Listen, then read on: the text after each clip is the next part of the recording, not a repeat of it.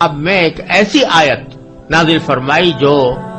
اپنی عظمت کے اعتبار سے، فصاحت و بلاغت کے اعتبار سے، جامعیت کے اعتبار سے، تاثیر کے اعتبار سے قرآن کی بڑی عظیم آیت ہے،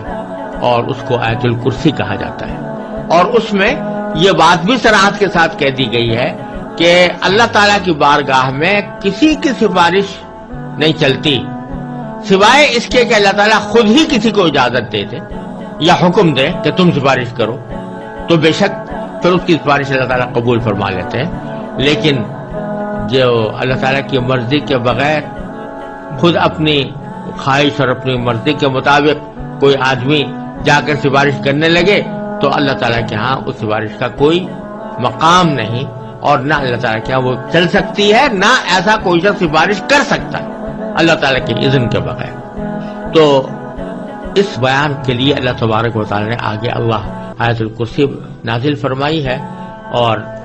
بعض احادیث کے اندر آیا ہے کہ یہ قرآن کریم کی عظیم ترین آیت ہے۔ اللہ تبارک و تعالیٰ نے قرآن عظیم سب سے زیادہ عظمت والی آیت یہ نازل فرمائی ہے، اور حضرت ابو ہریرہ رضی اللہ تعالیٰ عنہ کی ایک روایت میں رسول کریم صلی اللہ علیہ وسلم کا یہ ارشاد منقول ہے کہ سورہ بقرہ میں ایک آیت ہے جو سیدۃ آیات القرآن ہے، یعنی قرآن کریم کی آیات کی سردار ہے، اور اس میں یہ بھی مذکور ہے کہ جس گھر میں وہ پڑھی جائے شیطان اس سے نکل جاتا ہے۔ اور سنن نسائی کی ایک روایت میں ہے کہ رسول اللہ صلی اللہ علیہ وسلم نے ارشاد فرمایا کہ جو شخص ہر نماز فرض کے بعد آیت الکرسی پڑھا کرے تو اس کو جنت میں داخل ہونے کے لیے موت کے سوا کوئی چیز مانع نہیں ہوگی، یعنی موت کے بعد فوراً وہ جنت کے آثار اور راحت و آرام کا مشاہدہ کرنے لگے گا۔ تو اس آیت کریمہ میں پہلے اللہ تبارک تعالیٰ نے فرمایا کہ اللہ لا الہ الا ہو، اللہ وہ ہے جس کے سوا کوئی معبود نہیں۔ یہ ہے توحید کا وہ کلمہ جو عقیدہ توحید کی بنیاد ہے کہ اللہ تعالیٰ کے سوا کوئی معبود نہیں، کوئی عبادت کے لائق نہیں۔ پھر کچھ صفتیں اللہ تعالیٰ نے اپنی ذکر فرمائی ہیں۔ تو پہلی صفت ذکر فرمائی کہ الحی، وہ زندہ ہے، اور مراد یہ کہ سدا زندہ ہے، یعنی اور جتنی لوگوں کو، انسانوں کو، جانوروں کو، جنات کو، ملائکہ کو، جس کو بھی کوئی زندگی حاصل ہے وہ زندگی ہمیشہ کے لیے نہیں، ایک نہ ایک وقت اس کو موت آنی ہے، اور کوئی مخلوق ایسی نہیں ہے جس کو کسی نہ کسی وقت موت نہ آنی ہو۔ لیکن اللہ تبارک و تعالیٰ کی ذات ایسی ہے جو ازل سے ہمیشہ سے زندہ ہے اور ہمیشہ زندہ رہے گی۔ تو حی کی صفت یعنی زندگی کی صفت سب سے زیادہ واضح اور صحیح معنی میں زندگی کا مظہر وہ اللہ تبارک و تعالیٰ کی ذات اقدس ہے، اور اس کے سوا کوئی بھی حقیقت میں سدا زندہ کہلانے کے لائق نہیں۔ دوسری صفت جو ذکر فرمائی وہ القیوم۔ القیوم کا ترجمہ ہم نے کیا کہ جو کائنات کو سنبھالے ہوئے ہیں، اور اصل میں یہ لفظ جو ہے یہ نکلا ہے قیام سے، اور قائم کہتے ہیں کھڑے ہونے والے کو، اور قیوم اور قیام اسی کے مبالغے کا صیغہ ہے، اور ان کے معنی ہے جو خود بھی قائم رہے اور خود قائم رہ کر دوسروں کو قائم رکھے اور دوسروں کو سنبھالے رکھے۔ تو جب اللہ تبارک و تعالیٰ کے لیے لفظ قیوم استعمال کیا جاتا ہے تو اس کے معنی یہ ہے کہ یہ اللہ تعالیٰ کی وہ خاص صفت ہے جس میں کوئی مخلوق شریک نہیں ہو سکتی، کیونکہ جو چیزیں خود اپنے وجود اور بقا میں کسی دوسرے کی محتاج ہوں وہ کسی دوسری چیز کو کیا سنبھال سکتی ہیں۔ لہذا کائنات کو سنبھالنے والے کی ذات تو صرف اللہ تبارک و تعالیٰ کی ہے، اور کوئی دنیا میں یا کائنات میں کوئی اور مخلوق، کوئی اور چیز ایسی نہیں ہو سکتی جو دوسری کائنات کی چیزوں کو سنبھالے۔ وہ تو خود اپنے آپ کو سنبھالنے کے لیے محتاج ہے، اللہ تعالیٰ کے حکم کی محتاج ہے، لہذا کوئی دوسری ذات قیوم نہیں ہو سکتی۔ اور یہی وجہ ہے کہ چونکہ یہ اللہ تبارک و تعالیٰ کی مخصوص صفت ہے جو کسی اور کے لیے استعمال نہیں ہو سکتی، اس لیے کسی انسان کو قیوم کہنا جائز نہیں، یہ جو ہمارے ہاں رواج چل پڑا ہے کہ جن لوگوں کا نام عبد القیوم ہوتا ہے ان کو عبد القیوم کے بجائے بگاڑ کے صرف قیوم بولتے ہیں، ایسا کہنا گناہ ہے، کیونکہ قیوم، آپ کسی انسان کو قیوم کہہ کر بلا رہے ہیں تو گویا اس کو اللہ تعالیٰ کی مخصوص صفت اس کی طرف منسوب کر رہے ہیں، اور اسی کا نام شرک ہے۔ اگرچہ یہ چونکہ بے خیالی میں ہوتا ہے اس لیے ہم اس کے اوپر کفر اور شرک کا فتویٰ نہیں لگائیں گے، لیکن اس طرح کرنا جو شرک کی علامت ہے، ایسا کوئی عمل کرنا جو شرک کا مظہر ہو، یہ کسی طرح بھی جائز نہیں ہے۔ ہمارے ہاں جو رواج پڑ گیا ہے عبدالقیوم کو قیوم کہہ کر بلانے کا، عبد الرحمن کو رحمان کہہ کر بلانے کا، عبد الرزاق کو رزاق کہہ کر بلانے کا، یہ بہت ہی غلط طریقہ ہے، اور اس میں اللہ بچائے شرک کا اندیشہ ہے، لہذا اس سے ہمیشہ پرہیز کرنا چاہیے۔ پھر اللہ تعالیٰ نے فرمایا کہ لا تاخذہ سنۃ ولا نوم، اللہ تبارک و تعالیٰ کو نہ کبھی اونگ لگتی ہے اور نہ نیند، یعنی کہا یہ جا رہا ہے کہ زندہ تو ہے لیکن تم اپنی طرح کی زندگی پر قیاس نہ کرنا کہ جیسی تمہاری زندگی ہے، کہ اس زندگی میں تم محتاج ہو اس بات کے کہ کبھی نہ کبھی تمہارے اوپر موت جیسی نیند طاری ہو، اگر وہ نیند نہ آئے تو تم پریشان ہو جاتے ہو اور تم تھک جاتے ہو، لیکن اللہ تبارک و تعالی ان تمام چیزوں سے بے نیاز ہے، نہ اس کو اونگ لگتی ہے۔ سنہ کہتے ہیں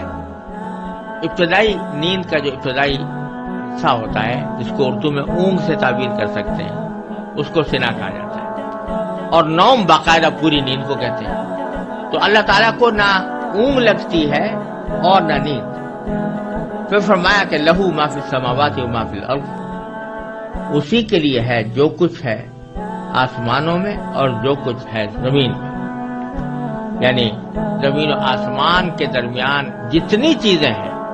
زمین و آسمان کے اندر جتنی چیزیں ہیں، وہ ساری کی ساری اللہ تعالیٰ کی ملکیت ہیں، کوئی اور ان کی ملکیت میں اللہ تعالیٰ کا شریک نہیں، وہ خود مختار ہے، اس کے قبضہ قدرت میں سب کچھ ہے۔ جب یہ بات ہے تو اشارہ اس طرف ہے کہ جس شخص کی یا جس ذات کی قدرت میں اور اس کے احاطہ علم میں ساری کائنات ہو، اور وہ جو چاہے کرنے پر قادر ہو، ساری کائنات کی چیزیں اس کی ملکیت ہوں، اس کو اپنا کاروبار خدائی چلانے کے لیے کسی شریک کی حاجت کیوں ہو؟ شریک کی حاجت تو اس کو ہوتی ہے کہ جو کسی نہ کسی جگہ حاجت مند ہوتا ہے، تو اپنی حاجت پوری کرنے کے لیے وہ کسی کی مدد چاہتا ہے۔ اللہ تبارک و تعالیٰ کو اس کی کوئی ضرورت نہیں، ساری کائنات اس کی ملکیت ہے۔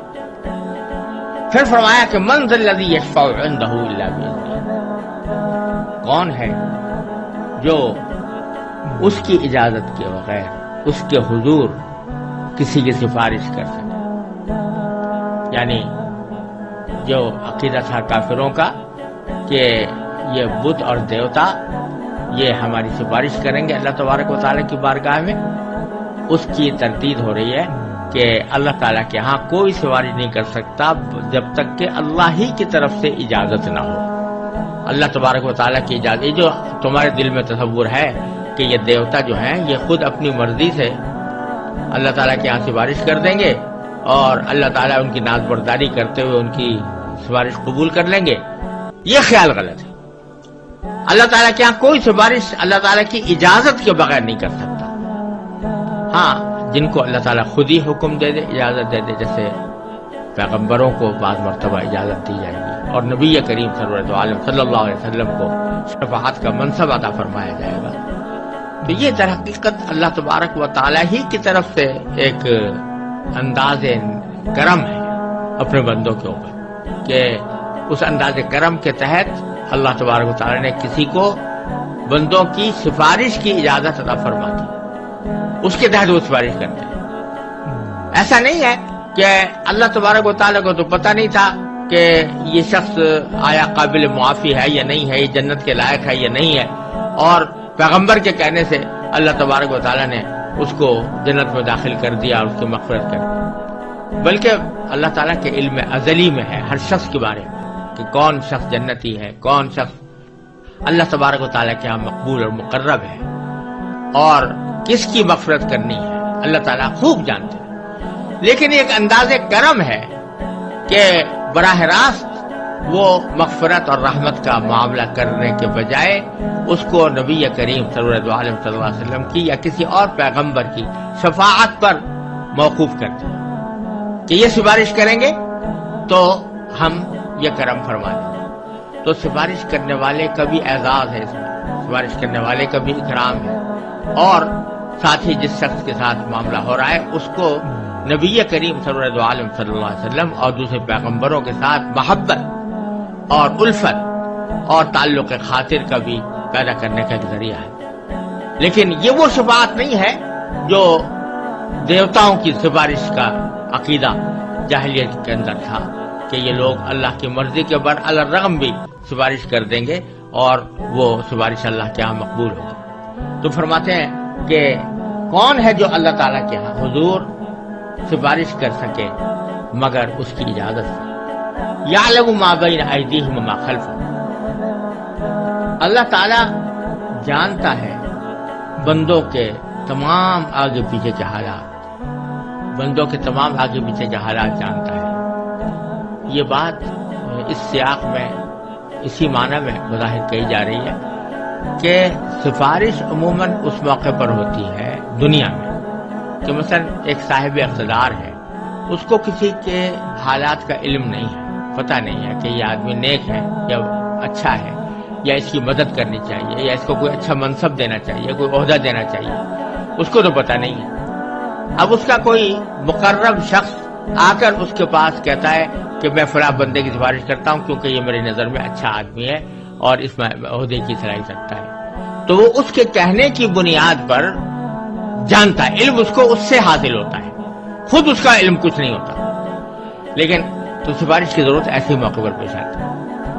اس کو تو دھیان تھا نہیں اصل آدمی کو، لیکن کسی نے سفارش کے ذریعے اس کو متوجہ کر دیا، سفارش کے ذریعے اس کو علم دے دیا کہ یہ آدمی مستحق ہے۔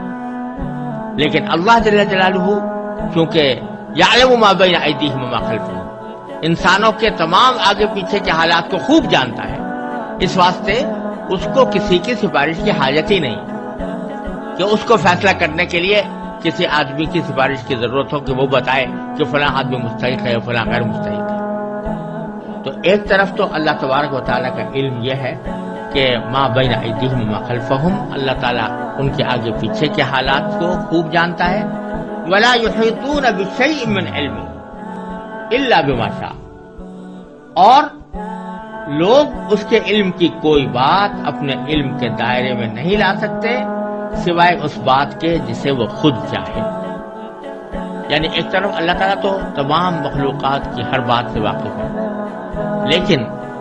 کوئی مخلوق یا کوئی انسان یا جن اس بات کا دعویٰ نہیں کر سکتے کہ وہ اللہ تبارک و تعالیٰ کا جو علم ہے اس سے واقف ہے، بلکہ اللہ تعالیٰ کے علم کا کوئی احاطہ نہیں کر سکتا۔ ہاں البتہ جتنا علم اللہ تعالیٰ کسی کو دینا چاہتا ہے اتنا وہ عطا فرما دیتا ہے۔ تو اس سے ایک طرف اس بات کی نفی ہوئی کہ کوئی بھی مخلوق عبادت کے لائق نہیں ہے، ایک تو اس بات کی نفی ہوئی، دوسرے اس بات کی نفی ہوئی کہ بعض لوگ انسانوں کی طرف ایسے علم کی نسبت کر دیتے ہیں جو اللہ تعالیٰ کی خاص صفت ہے، علم غیب اللہ تعالیٰ کی خاص صفت ہے، اس کو انسانوں کی طرف منسوب کر دیتے ہیں۔ تو اللہ تعالیٰ فرماتے ہیں کہ یہ علم غیب کسی کو نہیں ہو سکتا، کوئی مخلوق اللہ تعالیٰ کے علم کا احاطہ نہیں کر سکتی الا بما شاء، ہاں جتنا اللہ تعالیٰ دینا چاہتا ہے وہ دے دیتا ہے۔ تو اپنے انبیاء کرام کو غیب کی باتوں میں سے جتنی باتیں اللہ تبارک و تعالیٰ دینا چاہتے ہیں وہ اپنے انبیاء کرام کو عطا فرما دیتے ہیں۔ ذالک من انباء الغیب نوحی الیک، فرمایا قرآن کریم میں کہ غیب کی خبریں ہیں جو ہم آپ کو وحی کے ذریعے بتا رہے ہیں۔ تو اللہ تبارک و تعالیٰ یہ غیب کی خبریں اپنے انبیاء کو عطا فرماتے ہیں جتنی چاہتے ہیں، اور حضور نبی کریم صلی اللہ علیہ وسلم کو ایسی بے شمار خبریں اللہ تعالیٰ نے عطا فرمائی اور اللہ تعالیٰ نے اپنے فضل و کرم سے اپنا علم چاہا وہ نبی کریم صلی اللہ علیہ وسلم کو عطا فرمایا، لیکن یہ بات واضح ہے کہ وہ اللہ تعالیٰ کے علم کے مقابلے میں کسی بھی مخلوق کا علم کوئی نسبت نہیں رکھتا۔ اور دوسرا یہ کہ اللہ تعالیٰ ہی جس کو چاہتا ہے جتنا چاہتا ہے علم عطا فرماتا ہے، کوئی شخص یا کوئی ذات یا کوئی مخلوق اپنے طور پر کوئی علم حاصل نہیں کر سکتا۔ پھر فرمایا وسع کرسیہ السماوات والارض، اللہ تعالیٰ کی کرسی آسمانوں اور زمین کو کی وسعت رکھتی ہے، یعنی سارے آسمان اور سارے زمین کو اس نے گھیرا ہوا ہے۔ یہ کرسی کیا چیز ہے، اس کی حقیقت تو اللہ تبارک و تعالیٰ ہی بہتر جانتے ہیں۔ یہاں تو اتنی بات فرمائی ہے کہ سارے آسمان اور زمین کو